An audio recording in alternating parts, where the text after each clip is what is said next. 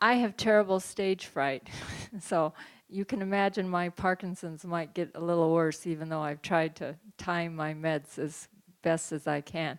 And first of all, I want to thank Nancy for everything she did for me. I've been working with her for 7 years, and on the DBS, and she's just been wonderful. And I know she does a lot for the Parkinson's community. And you're one of the most important people in my life, really, because without you, I wouldn't be as good as I am. So, and anyway, getting back to Nancy, the reason we're here is because I went to an appointment for a follow-up with her last November, and she comes in the room like she normally does, carrying your file, and she comes in, gives you this look, she kind of walks around you, and then like she does that, anybody who's had an appointment with her knows her style. And this time she said to me, you're doing something different. Something's different about you. And so I said I'd been working with Wendy, and she was an opera singer, and she's like, how did this get started? So I told her we met at a garage sale. Wendy was having a garage sale. I went to it, and I asked her how much something was that she had for sale. And she said, sorry, I can't hear you. And I said, I just admit to most people that I have Parkinson's. So I said, I have Parkinson's disease, and so I often can't be heard. And she's like, I can help you. And I'm a voice teacher. And so she handed me this card that said, Wendy Rowe, soprano. And it's like, what a weird card. And anyway, I'm sorry. Anyway, so I went home, and I thought, well, I'm going to Google her. And so I looked in the internet, and she wasn't just a voice teacher. She was a classically trained opera performer, and now an instructor at UW-Milwaukee. So, she was way more than I thought. But anyway, so I decided I would try it, but I knew it would probably be expensive to take private voice lessons, and I'm kind of a cheapskate, which is why I go to garage sales. Anyway, which is a great, because of Nancy, I can still do.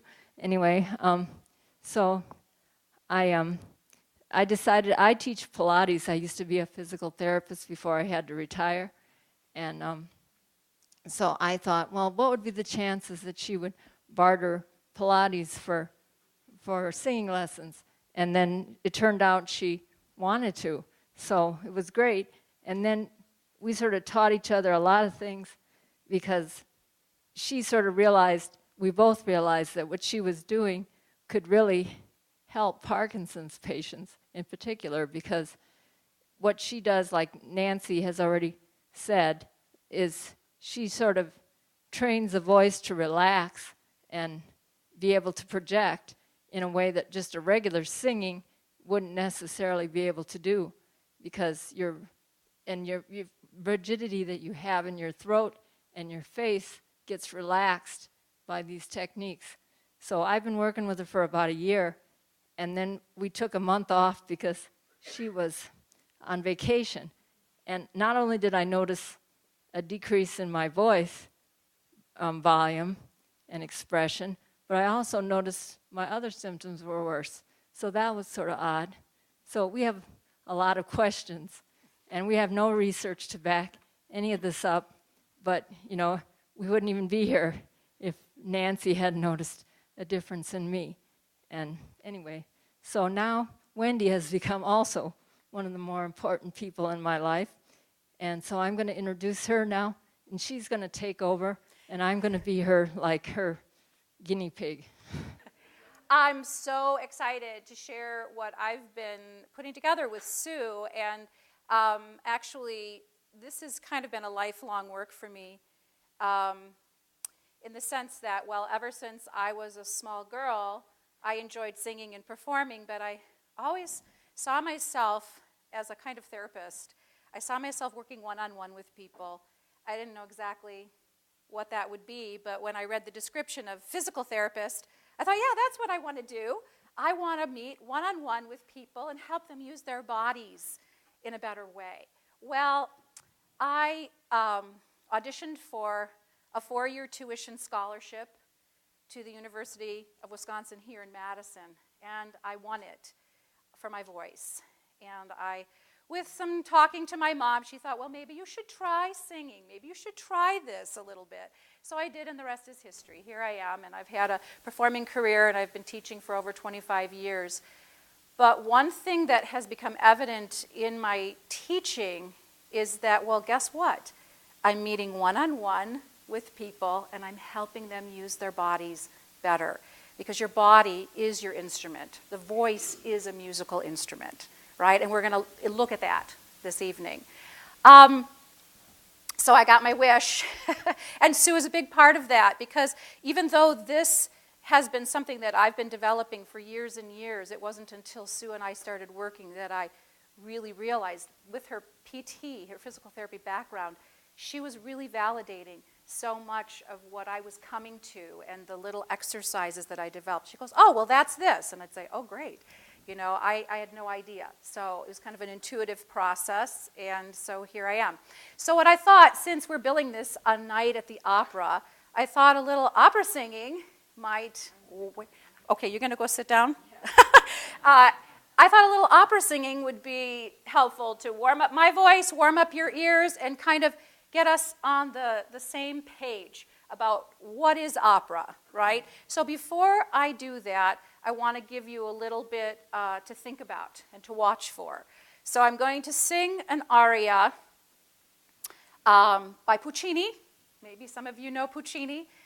This is from a little one-act called Johnny Schicchi, and the character is Lauretta. She's a teenage girl. It's opera. We can pretend that I'm a teenage girl. That's what opera's all about. And she is, well, she normally has her father wrapped around her little finger. But in this particular case, she knows she has to pull out all the stops because she's going to ask to go get engaged to her boyfriend. And she says within this aria, she says, yes, I want to go, I want to get engaged and get a wedding ring, and if you won't let me, I might throw myself off a bridge into a river.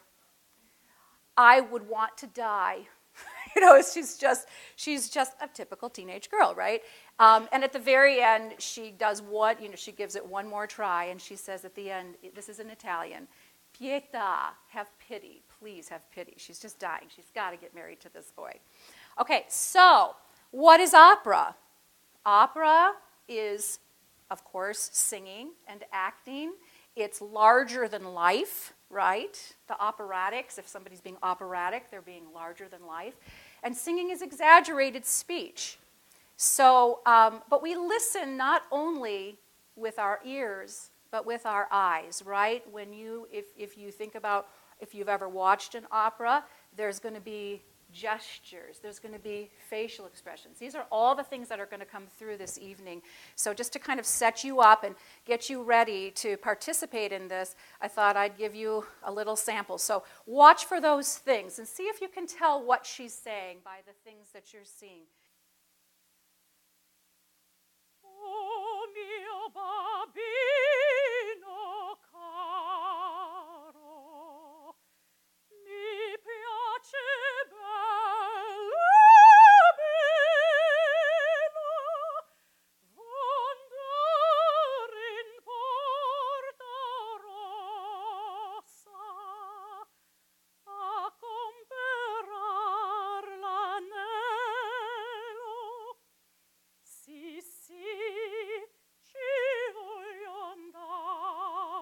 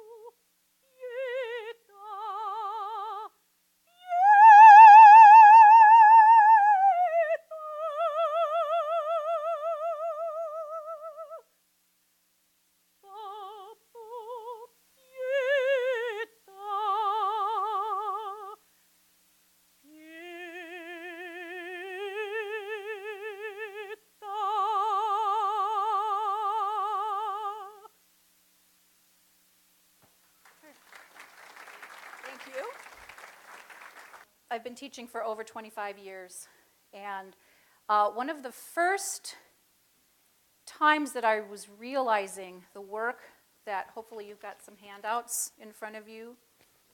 Does anybody need one?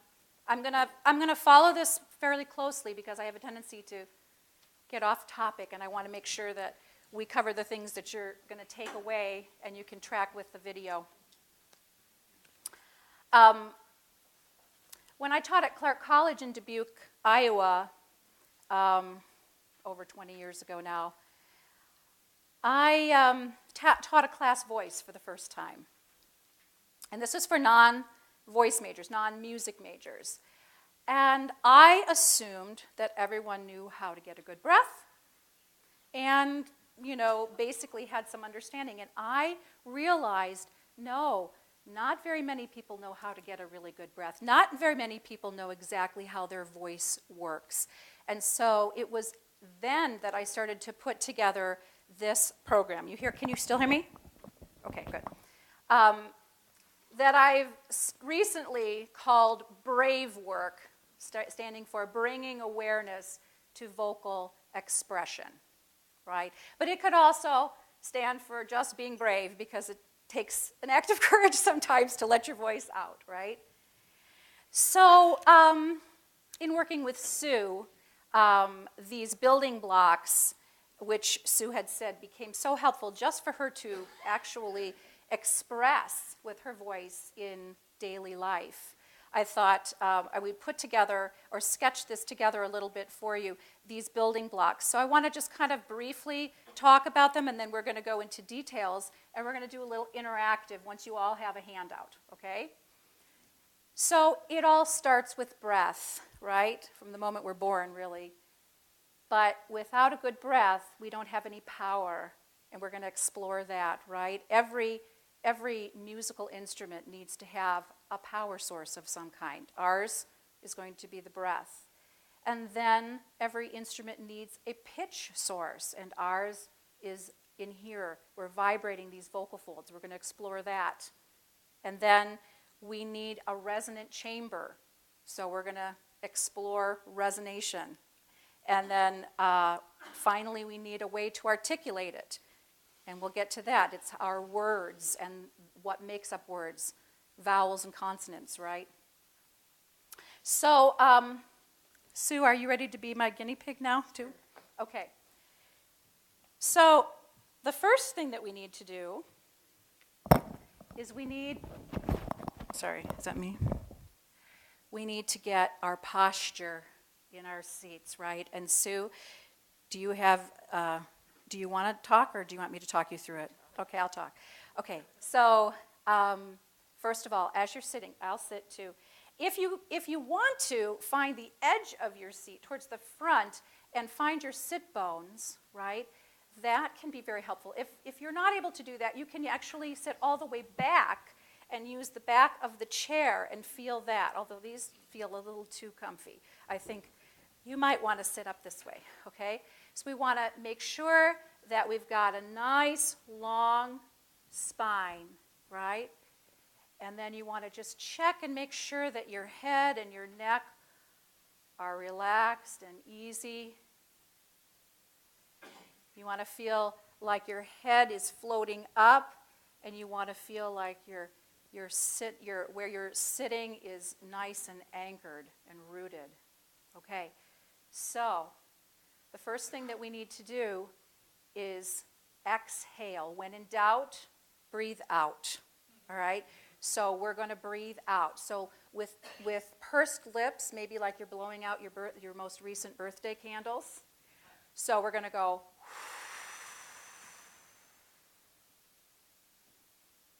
And then breathe in.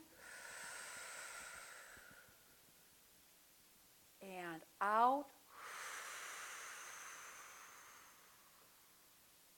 And sip in. And blow out. Good. Now we'll just take a little break from that. Notice when you sip in, anybody remember Lady and the Tramp and the long strand of spaghetti, right?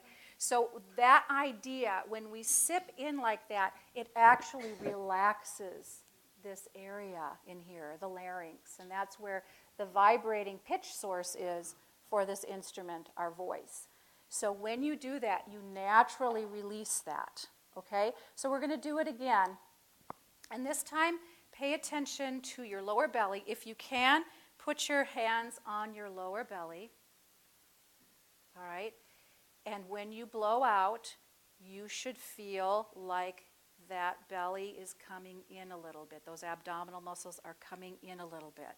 And then as you sip in that long strand of spaghetti, you should feel like a balloon, like your whole torso is inflating like a balloon. So let's try it again with hands on the belly, and make sure that your spine is lengthened and you're feeling anchored on your butt and that your head is like a cloud. Okay? So we're going to blow out, feel the belly come in.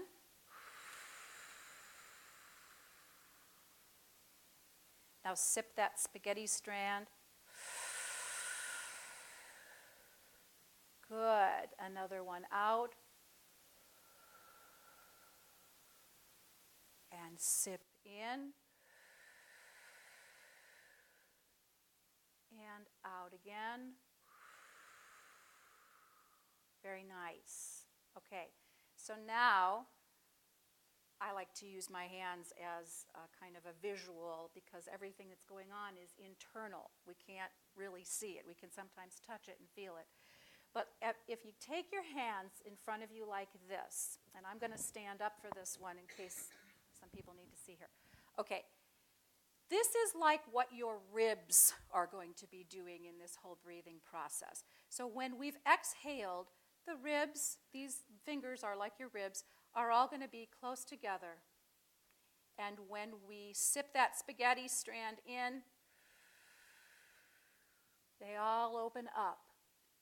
So blow out. And open the ribs. And blow out. In. And exhale again. Very good. Just want to make sure that I'm getting it all. Okay. So yes, the next thing we need to do is practice staying inflated. Okay? The reason why is because if you want to access the power from the air that you're taking in, if you collapse it all out with the very first thing that you say or sing, you're going to have power for 1 nanosecond, right? So if I go, oh, say, can you see, right? I'm collapsing out of that. But if I go, oh, say, can you see, right? I'm staying inflated. And it's allowing all of that breath to leak out under pressure. More later on that, okay? So for now, we're just practicing that staying inflated, okay? So Sue is going to be another person that you can watch. You can look at me too, but she's doing it along with us, okay? So what we're going to do is you can put your fingers as ribs, or you can put your hands on your belly, or you can do one of each, whatever makes sense, okay? Now we're going to blow out, and we'll breathe in. Now stay inflated. 2, 3, 4, 5, 6, 7, 8, release. All right. I'm hearing lots of good breathing out there. That's great. Now let's do that again. Now that you know what that's going to feel like, let's do it again. Okay? So we'll blow out. Sip in. Keep it in. 2, 3, 4, 5, 6, 7, 8. Release. Okay. So next on the list is something that I call square breathing. All the sides of a square are equal, right? So what we're going to do is we're going to coordinate our breathing out and in, and keeping the breath in and keeping the breath out. Each one of those stages is going to get the same count. So we'll blow out, 2, 3, 4, keep it out, 2, 3, 4, breathe in, 2, 3, 4, keep it in, 2, 3, 4, and then relax, okay? So let's try and do that. Some of you might have been doing that already, but let's officially do it now, okay? Square breathing. So we start by blowing out for 4. Make sure the air is moving all 4 counts. Here we go. Keep it out, 2, 3, 4. Sip in, 4, 2, 3, 4. Keep it in, 2, 3, 4. Again, out, 2, 3, 4. Keep it out, 2, 3, 4. Sip it in, 2, 3, 4. Keep it in, 2, 3, 4. Relax. This can change your brain waves. If you're panicked, right? If you have some stage fright, right? Breathing can really be magical in changing how you're feeling. So that's why I say, when in doubt, breathe out. It's the first step before getting a good breath in. And remember, if you didn't get a good breath in this time, you've always got next time. So you've got to constantly be aware of what you're doing with your breath. Okay, so now we're going to have some fun with making some leaky breath sounds, okay? So what we're going to do now, we're building upon these ideas, which is the whole idea of Brave Work, is that we've got building blocks with the breath and vibration and resonance and articulation. It's hard to separate them all, but we have to do that at first to kind of look at them. But really, your voice is a combination of all those things happening, right? Okay, so this next thing we're going to do is we're going to breathe in and just a 2 count before we exhale, but we're going to exhale through an F sound. It's going to sound like, we're all going to sound like leaky tires, okay? So we're going to blow out, just because it's a good idea to kind of set you up and train the brain, say, okay, this is what we're doing now. We're breathing out, then we'll breathe in and hold it for a 2 count, and then without collapsing, and that's really important, without collapsing all that good inflation, then we start saying just gentle, okay? So here we go. Ready? And Sue, you show them too. All right, here we go. Blow out. Then we breathe in. 1, 2.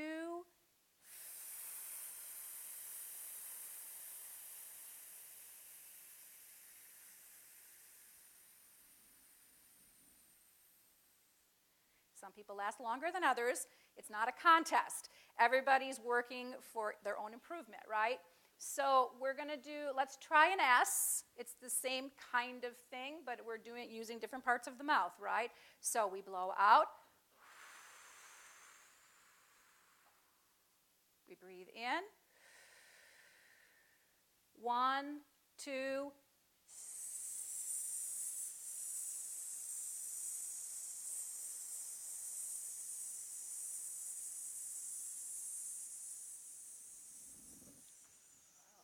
There's a lot of good lungs in here.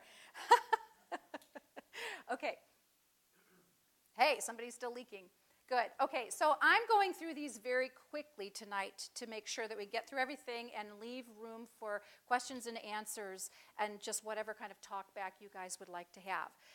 So if you were going to do this on your own, I would do it many times, right? Just so that you know. I don't think you could probably do that too many times. It's really energizing and relaxing at the same time. And the application for this might be you have to have a difficult conversation with somebody, maybe on the phone, or you have to confront somebody, you're in your car, you go, right? And you find a little bit of that power from your breath, okay? And you'll see as we continue to build how that will help. Okay, so now what we're going to do is we're going to add voice to the F and the S. So if you add voice to an F, you get V, right? So let's take it in stages. So we're going to do the same thing. We'll get to the F, and then we're going to change the F into a V. So we'll go, and I don't care what the pitch is, okay? And it'll be interesting to see because we'll have lots of different pitches. This isn't about singing. This is just about making voice, okay? So here we go. Breathing out.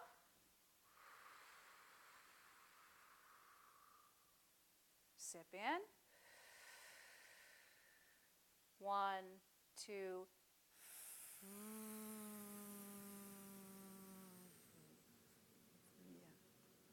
Wow.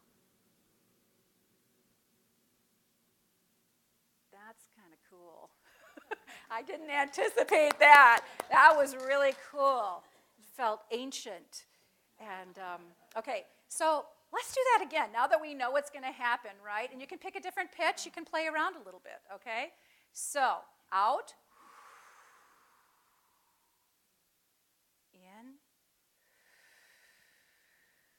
1, 2.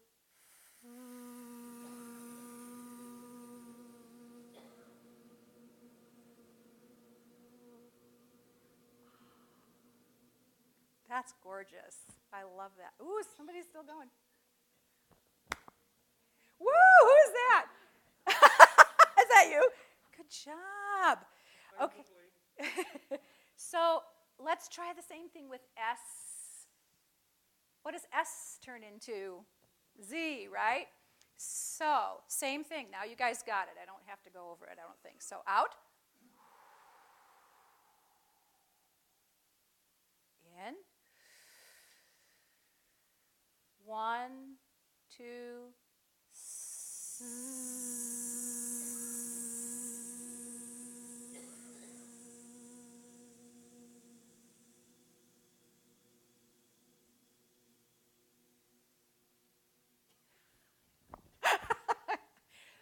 Lovely.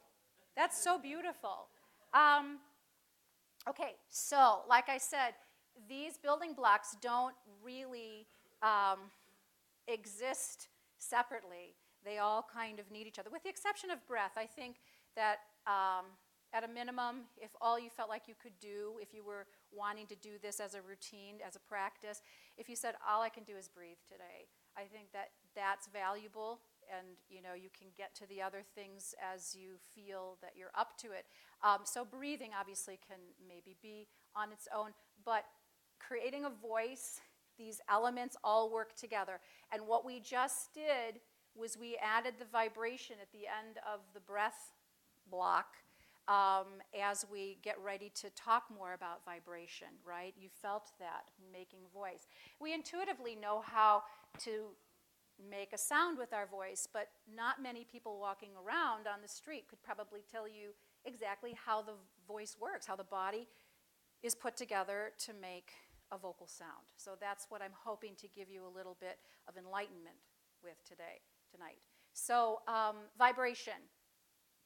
Did you all notice that it was happening in this area here, right?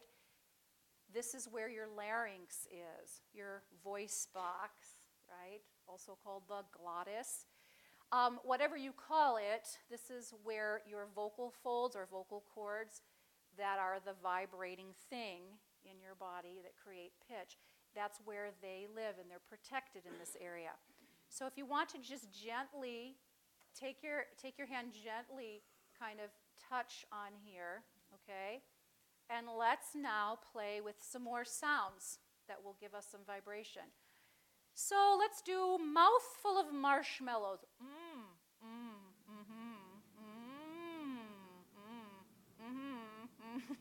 My mouth is full of marshmallows, right? So you feel the vibration here, right? But you also probably feel the vibration where your lips are touching together, right? And that's something I want you to know and be aware of, right? So now let's try the N. Oh, listen to that beautiful resonance. Okay, and then here's one. It's an NG, like the end of the word sing, in the back of the tongue. You feeling that? Right. So there's a crazy little sentence I learned a long time ago. Many men were mining on the moon, right? So let's do that. I kind of skipped the inflection. We'll get back to that. We're going to speak through many men were mining on the moon, though I have a feeling this is going to sound really awesome based on what I've been hearing so far. So let's not forget breath, okay? Now, if you feel like we can just go with the inhale and not start with the exhale, does everybody feel like we can just go right to inhale? That's just kind of a primer to get the breath out. Okay, so let's just inhale, and you don't have to sip all the time either. That's just a way to feel the body in the breath in the body. So we can just go. Many men were mining on the moon. Right. So that sentence has a lot of in it, right? And that helps you feel all that vibration. So you can play around with that. Many men were mining on the moon. I feel vibration in my face. I'll feel it here. You feel it in your mouth, on the roof of your mouth. So let's do it again, and feel free to see what you're feeling with vibration, okay? So I'm going to go here. Here we go. Many men were mining on the moon, right? You feeling all that? It's fun just to explore and become aware that something's vibrating in you, and that's what's creating pitch. Okay, so now I'm going to skip back to number 2 under vibrate. On those humming sounds, one of the things that I've been working with Sue on is getting out of that low kind of monotone that a lot of people might experience with their Parkinson's. So not only is it a low decibel, right? It's also not very expressive. It's very one note kind of, right? So what we're going to do with our hums is we're going to go, right? So you feel it's like, I don't know, oh, I'm hearing it. Good, good, good.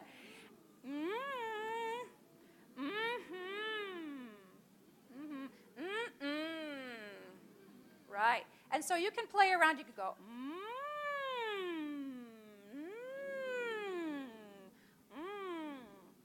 right? How many of you have had a mouthful of something and something's happening like, right? And so we can really communicate just with inflection, right? And that's one level of communication is inflection. Right? You know what I'm saying, right? Yeah. Right? And that means something different. So that's not even about words. That's really inflection. So we have to think about that.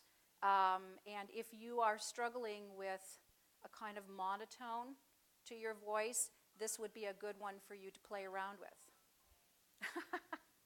Okay, so then we talked about, meaning and inflection, but let's talk about dynamics and rhythm. Within that sentence, many men were mining on the moon. So let's start soft. This is dynamics.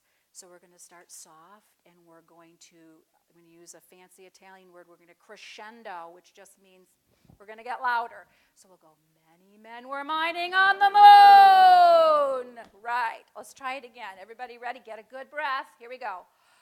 Many men were mining on the moon. Yeah. Now, we also tend to go up in pitch when we want to talk louder. You notice that? That's actually a good thing. Higher pitches, higher vibrations actually cut through more. That's why a soprano can sing on a stage without being mic'd and cut over an orchestra, right? Because she's got high notes, and tenors too. So what about if we go, many men were mining on the moon. Like you thought everybody was going to do it, and then you realize you're the only one talking. And so you're going to just be a little quieter. Okay, so let's try big to soft. That's called a decrescendo for what it's worth. Okay, so here we go. Many men were mining on the moon. Good job, right. And so then you can play around with that. You can say, oh, maybe I'll try getting loud in the middle and then soft. Many men were mining on the moon, right? And all of this has to do with motor plans too, right? And so that's what Sue's been. I did not know what a motor plan was when we started working. And I'd say something, she goes, oh, you're trying to get me to do a new motor plan. And I say, well, yeah. And apparently that's a good thing, right? So, and something else that you were saying, we were just talking the other day about how with Parkinson's, sometimes then you learn a new trick and it works for a while, right, Sue? And then do you need to turn your mic on to talk? So the thing about this program that we're working with Sue on is that there's always something new. What we're talking about tonight is just scratching the surface, right? This is just illustrating the different building blocks and a little something that you can do. I'm never at a loss for a new exercise. So I'm always coming up with things for my students, depending on what it is. Okay, so, well, just the idea of a motor plan Yeah. in neurosciences.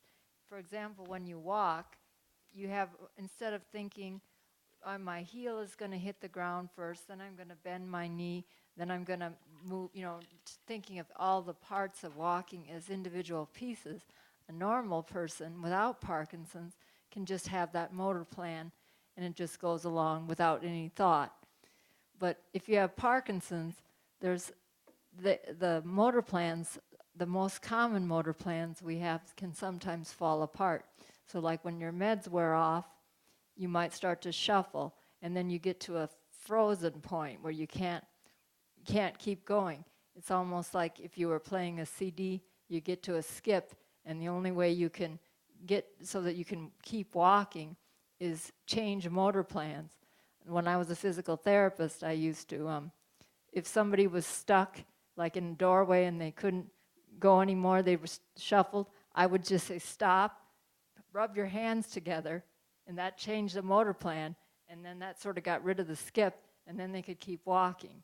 So there's motor plans for everything, including talking, speaking. Yes, thank you. That's So. exactly what I wanted you to talk about. So you can see that some of the stuff that we're talking about, if you're vocally, when we get nervous, right here, right? And so sometimes if you do have to speak, or even if you're trying to communicate in a noisy place or whatever, you might have to make a different choice and a different motor plan. And along with that, the next thing that's on there is the uh-oh, all right? So when you say uh-oh, you can feel a little impulse here. So let's go back and feel that gently. And everybody give your best uh-oh. Oh, nice. Listen to all that volume. Okay, uh-oh, SpaghettiOs, right? So, oh, they like that. Okay, so what's happening with that, we call that a glottal, I don't like this term, but it's called a glottal attack. It feels like an attack, but it's a start. It's a way of starting the sound in the glottis, and what it does is it's a different motor plan. Instead of going, oh, it's like, oh, right? And that doesn't sound very pretty, but sometimes it can get the breath moving. And I'll use that with all of my voice students if they're having a little kind of, problem in here, right? So what we can use that uh-oh for, if you get stuck, if you're trying, like Sue, we go out to lunch, and sometimes they need your phone number for a frequent flyer card or whatever to get your, if you're buying something, you buy X amount and you get a free something, and they want your phone number. And you were using that, right? You would like, uh-oh, 233, right? Uh-oh, 233, right? So there's that application, but also you can explore your range a little bit. So we can find high and low notes with a little more ease because it also helps the shift. There's something shifting in here to find those pitches, right? So if you say, uh-oh, in your highest voice, and for guys it might even be like a really high voice. Some guys can go, uh-oh, just like the girls, right? So let's find really high pitches with uh-oh. Yeah, right. Now, uh-oh. Right, good. So as you're playing with your voice and you're kind of like having a hard time finding different pitches, you feel like, I feel like I'm stuck, you can play with that, kind of shake it up a little bit, okay? All right. So, do you have anything more to add on that? Are you going to do Julia Child? I'm on it. You are always one step ahead of me, Sue. So I'm going to talk about resonance now, and that's where we get to Julia Child, okay? So basically what we've just talked about so far, breath and vibration, no matter what, if you're speaking, if you're singing opera, you're singing musical theater, whatever, jazz, those two things coordinate the same, right? We need to have breath moving through here where something's vibrating, and that is always true. Now, where all the art and all the crazy sounds can happen are in where we resonate, where our sound is ringing in our body. We're going to talk about that. And then the articulation is also where all the art comes into. Art is in articulation, right? So resonance, as Sue said, we have, all different kinds of voices, and Julia Child is one of them that you might recognize, right? So if you say, yoo-hoo, yoo-hoo, yes, this is the way to make a chicken, right? That everybody kind of recognizes that lofty, we can call it lots of different things, but you feel it's kind of high and lofted, right? And I call it that yoo-hoo, kind of voice. It's more operatic, right? If I'm trying to sing an operatic aria, if I sing, this is from La Boheme, if I go, and I'm keeping all of that sound out. If I go, and I'm opening all of that yoo-hoo resonance up, right? It rings, right? Okay. So that's the yoo-hoo, Julia Child. But that actually works in a restaurant. Oh, too. yeah, Sue, tell that story. Tell that story. Well, my pitch of my voice my voice disappears when my husband and I are in a restaurant together, and it's so frustrating. And then when Wendy and I started working on the Julia Child stuff, I realized not only just the pitch, but sort of pretending you're somebody else, the acting, it sort of makes your body do more, and then I would just talk like Julia Child. I'm much, much louder. And so, anyway, Mike and I would go to the restaurant, and I would say, "What are you getting?" And then he could hear me. Right, and you ordered your dinner that way, too. Yes, I did. And so, it's much louder, and I can enunciate better, too. So, anyway, and the thing is, practicing that sort of voice, now I'm already louder. It's like... Did you hear that? Yeah, that's why I have Sue up here. Well, but just practicing these techniques a little bit every day, it carries over into a normal voice. You don't have to talk like Julia Child. And you'd never know that she had stage fright anymore, right? Well, that's because I'm somebody else. Best said, yes. So anyway, you can't even know, Sue, how happy that made me when you actually told me that story the first time, because that's what this is all about, is quality of life, right? You've got to live with something for the rest of your life, and if you can go out to a restaurant and order something yourself and be heard, right, and have a conversation with your dinner partner, I think that's making your life a little bit better, right? And you just are goofy. It's just a fun and you're thing. playing, which, that's what we got to do.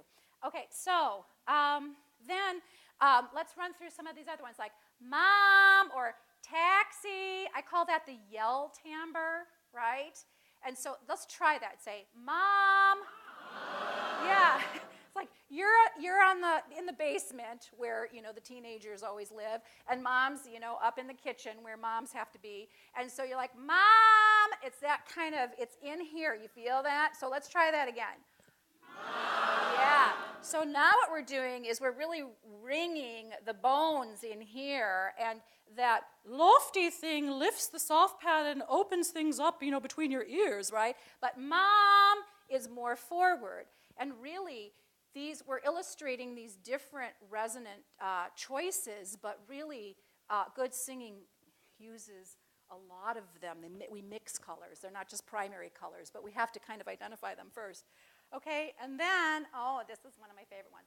Quack, quack, quack, meow, meow, right? Really nasal. I make all of my voice students sing their songs on quack or meow. They know it's happening. It's like, okay, we'll do it. So like, meow, meow, meow, meow, meow, meow, meow. You want to try it? Let's do it.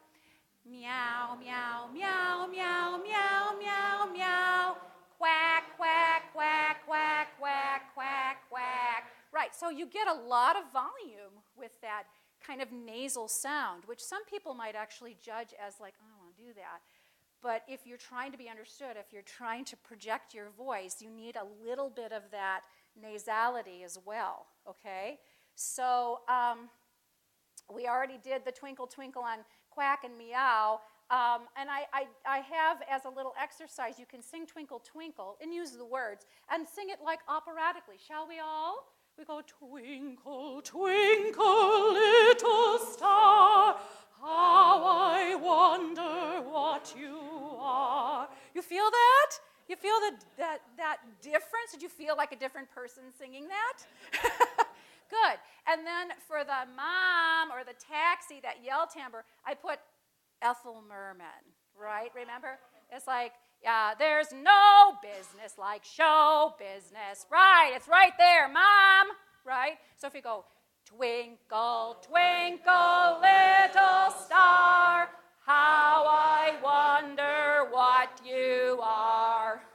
They all sound very different, but it's one voice. Your voice can sound all those different ways. So if you kind of play around, some of you might have grandchildren, and they love to play with sounds like this. Or borrow some grandchildren and play these games. And, even reading books, you can play around and be, like Sue was demonstrating. You could be somebody different, right? Okay, so now we're moving on to, I know we're moving fast, but I want to leave a lot of room for questions and answers. And articulation is a big deal, and there's a lot to cover. So this is going to be a little bit more of a lecturette for a little while, so don't fall asleep on me. But we need to talk about a few things. So, first we're going to do facial muscles, and then I'll do the lecturette. Sorry.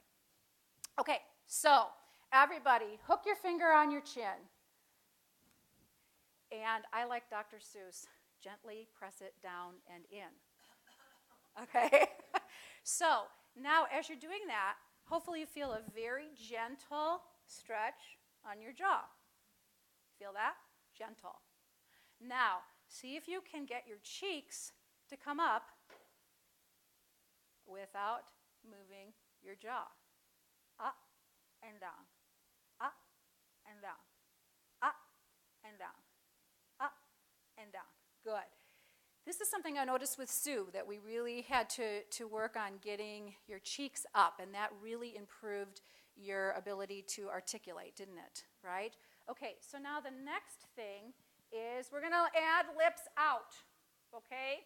So Sue is going to face you, and I'm going to be the profile, so you can watch both of us. So what we're going to do is same thing, cheeks up, and then lips out, and then lips back, and cheeks down. Up, out, back, down. Up, out, back, down. Up, out, back, down. Are you doing it, or are you just laughing? We're being silly, but does everybody feel that, right? So I'll face you now. Okay, so we're going to go up, out, back, and down. Up, out, back, and down. We got to exercise those cheeks which help push out the lips, okay? So as I've been demonstrating in other ways, I'll give you that same quando men vo blurb that I did before. I'm going to go total flat face. Watch this and hear.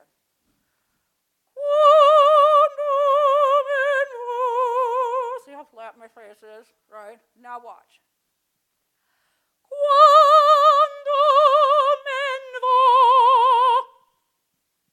Right? I'm really not doing anything different except for engaging my face muscles, right?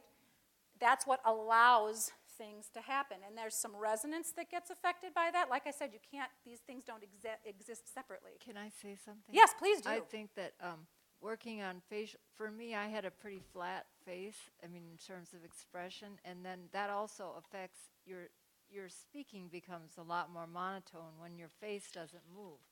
And so, it's like if you keep your cheeks down and try and talk without hardly any movement of the lips, you just can't get any volume.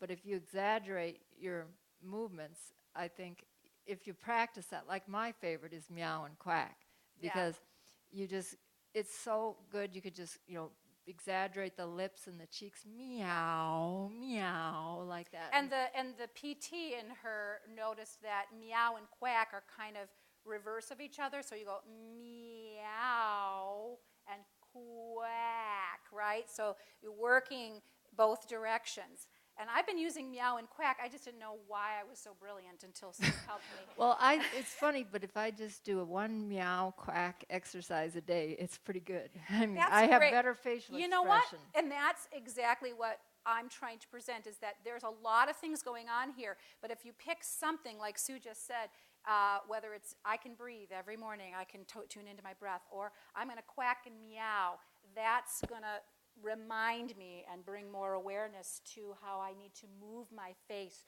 to be better understood. Warning, right? You'll drive people crazy. Do it in your car. Okay, so now let's add, okay, now we have another thing to do here. Okay, so hook your finger on your chin, gently press it down and in. Okay, cheeks up, and instead of lips out, now we're going to go tongue up like you're saying E. Okay, so you're going to go ah, okay, and then E. I, I, I, I, I. I, I, I, I, I, I, I, I, I. Be careful to not let your jaw go like this. I, I, I, I, I, I, I. I, I, I, I, I, I, I. Good job, right? So you're exercising your tongue separate from your jaw and your lips for that matter, okay? Oh, and then we're going to put it all together and say, why, oh, why, oh, why, right? So it hits all of those things we were just talking about. So you could wake up every morning and go, why, oh, why, oh, why? Quack, quack, meow, meow, meow. Right? Okay. So that was great. Okay. So now I'm to the little lecturette, okay? And I'll make it quick as I can. But this is talking about consonants now. We're on to the consonants, okay? So we were kind of hitting all the vowels, right? A, ow, ow, yow, yow, yai, yai, yai. All those are vowels. Consonants are a little trickier.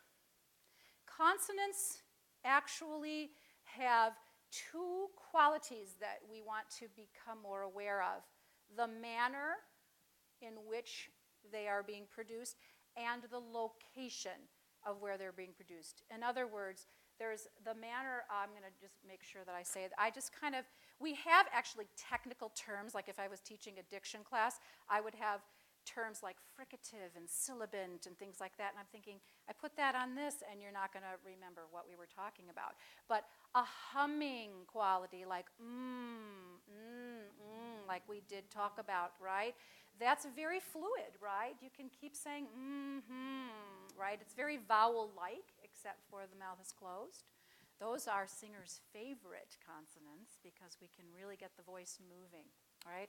And then flowing and gliding, things like really, really ripe, right? The is kind of glides, or yes, yes, or why, right? right? So that W and that Y kind of glide and give us a little, they're vowel-like, right?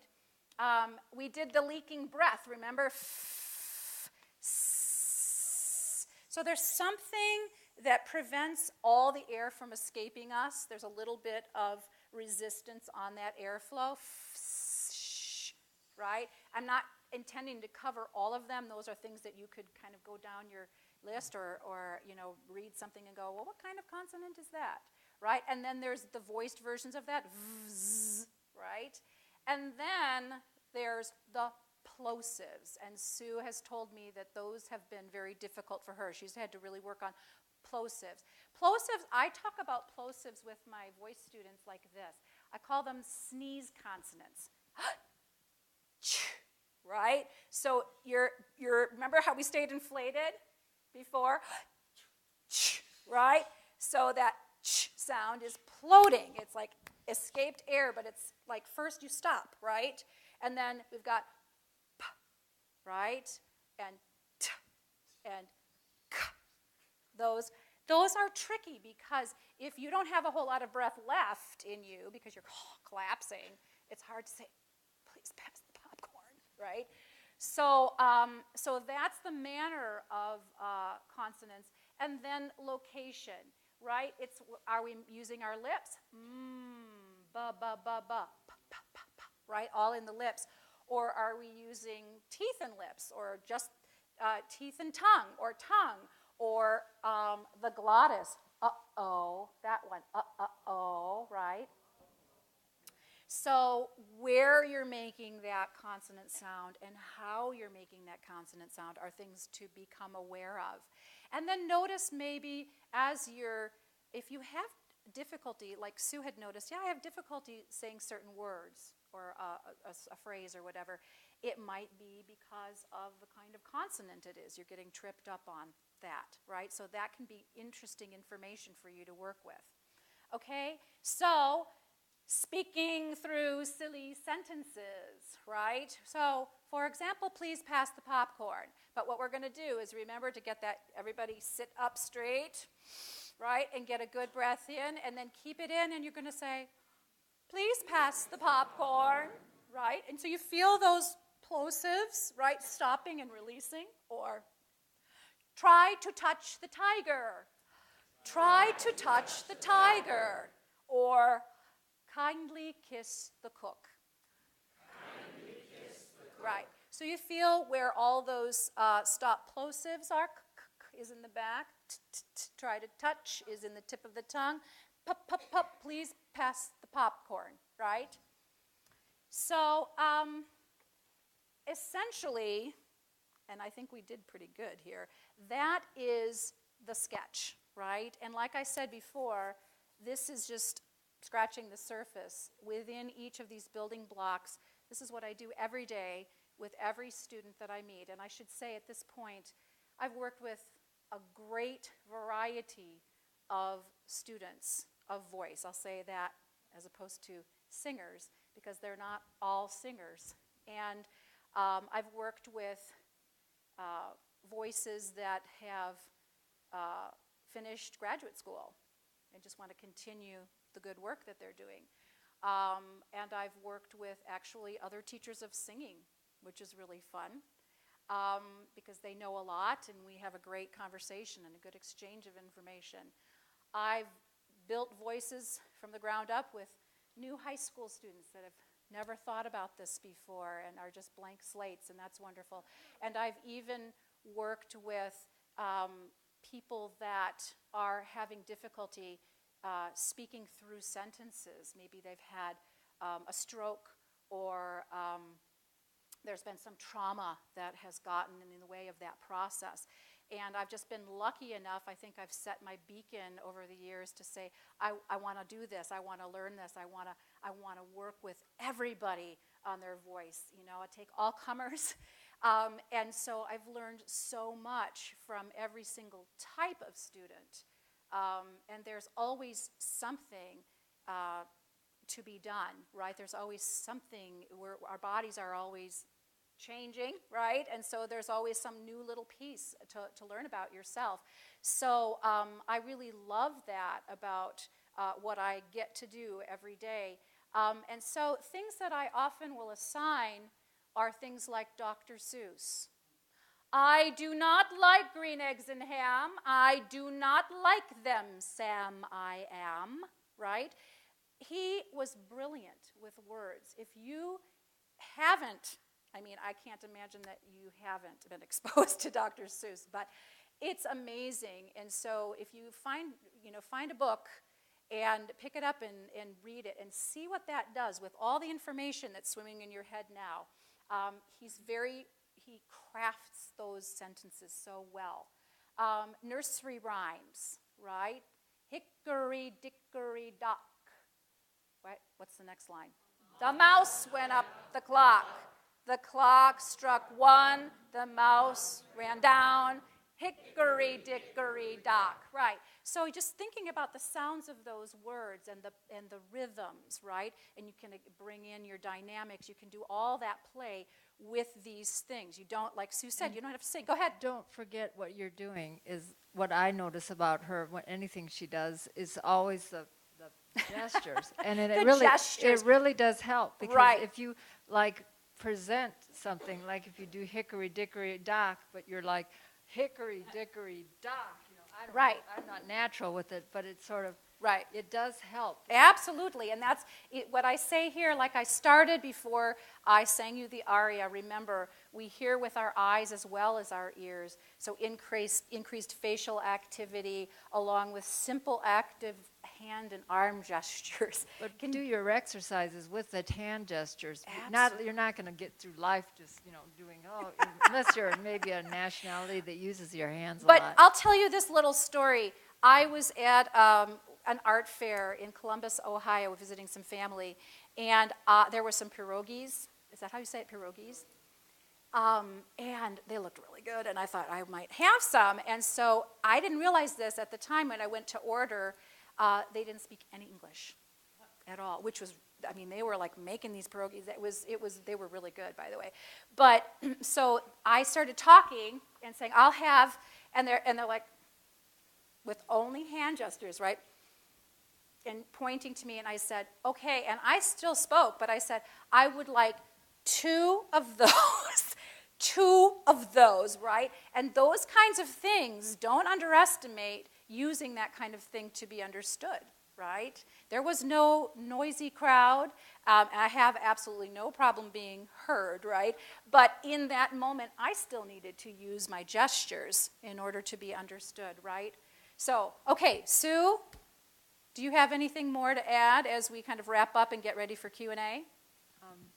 I think that, again, one of the premises of what we're doing here is using the opera techniques to open your throat and facial expression, and then also the motor planning. These are just theories of mine. I have nothing really to back them up except my years in physical therapy and watching stroke patients and Parkinson's patients who we seem to be able to work with plasticity of the brain and create new pathways.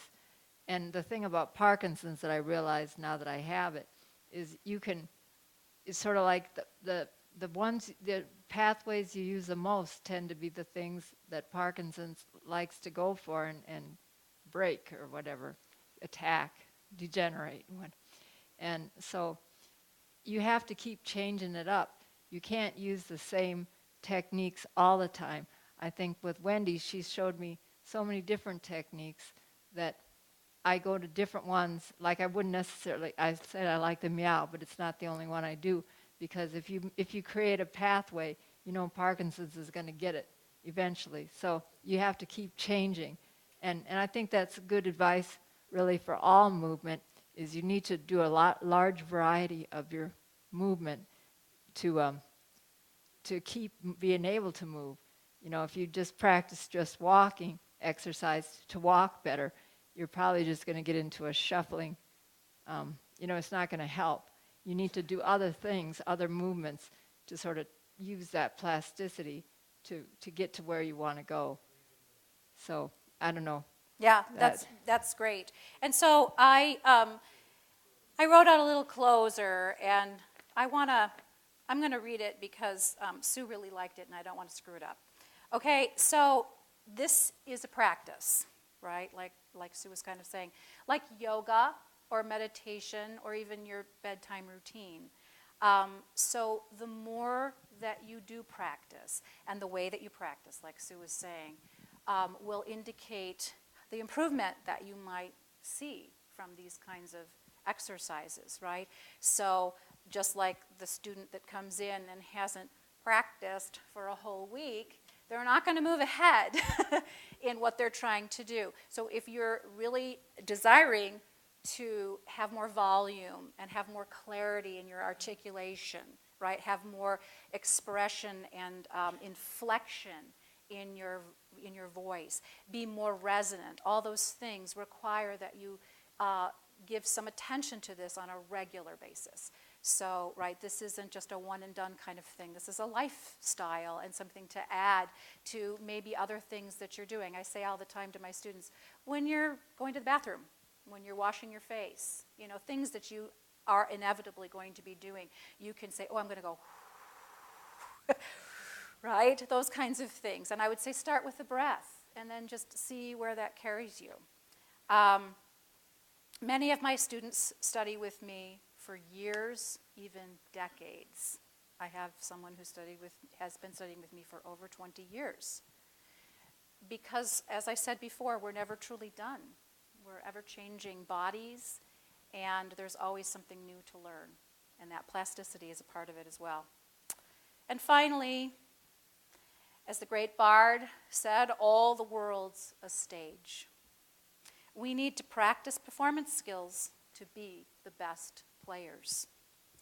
Life is not a dress rehearsal, so get going, start exploring, and be brave. Thank you. Thanks, Sue.